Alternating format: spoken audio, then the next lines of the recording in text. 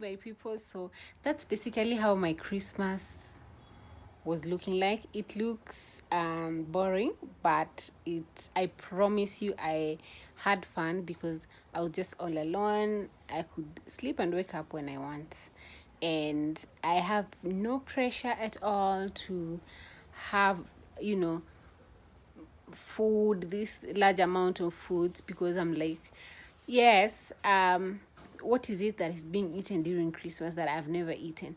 The only thing that makes Christmas beautiful is the social part of it. You get to meet people who you have not met most probably the whole year or in a long time. Yes, but I don't think it's about food or anything. And then something else is about giving. You're supposed to at least gift someone. Yeah. Otherwise, thank you for watching this video, and see you again in my next video.